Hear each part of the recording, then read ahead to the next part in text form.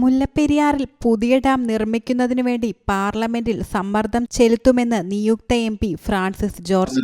ഒരു തുള്ളി വെള്ളം നമുക്ക് വേണ്ട, അത് മുഴുവൻ അവരെടുത്തോളൂ. നമുക്ക് വേണ്ടത് സുരക്ഷ മാത്രമാണ്.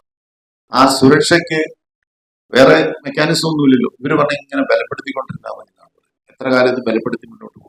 കേരളത്തിന്റെ സുരക്ഷയാണ് പ്രധാനം. തമിഴ്നാടിന് വേണ്ടത് വെള്ളമാണ്. അതിനപ്പുറം അവർക്ക് എന്താണ് പ്രശ്നം? പുതിയ ഡാം എന്ന ആവശ്യം എത്രയോ വട്ടം പാർലമെന്റിൽ ഉന്നയിച്ചതാണ്. പക്ഷെ തമിഴ്നാട് സമ്മതിച്ചില്ല. ഭൂമി കുലുക്കമുണ്ടായാൽ, എർത്ത്ക്വേക്ക് വന്നാൽ എന്ത് സംഭവിക്കാം എന്നുള്ളതിനെ കുറിച്ച് കൃത്യമായ പഠനം നടത്തിയിട്ടുണ്ട്. ഇത് നമ്മൾ വെറുതെ പറയുന്നതല്ല, കേരളം വെറുതെ പറയുന്നതല്ല. ഈ രണ്ട് രംഗത്തും വളരെ വൈദഗ്ധ്യമുണ്ട് എന്ന് ലോകം അംഗീകരിച്ചിട്ടുള്ള രണ്ട് ഉന്നത സാങ്കേതിക വിദ്യാഭ്യാസ സ്ഥാപനങ്ങളാണ് ഇത് സംബന്ധിച്ച് പഠനം നടത്തിയത്.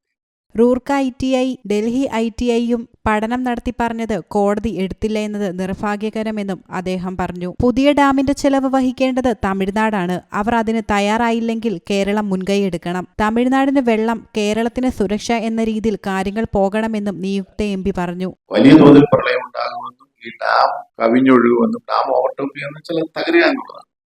ഇതുണ്ടാകുമെന്ന് ഡൽഹി IIT പറയുന്നു. ഈ രണ്ട് കാര്യങ്ങളും നിർഭാഗ്യവശാൽ അന്ന് ഈ കേസ് നടന്ന അവസരത്തിൽ നമ്മുടെ പ്രതിനിധി കൃത്യമായി അന്നത്തെ സുപ്രീം കോടതിയിൽ കൊടുത്ത ഈ അന്നത്തെ ആ വിദഗ്ധ സമിതി റിപ്പോർട്ടിൽ ഉൾപ്പെടുത്താനോ വാദിക്കാനോ തയ്യാറായില്ല എന്നുള്ളൊരു നിർഭാഗ്യകരമായ സാഹചര്യം നമുക്കുണ്ടായി.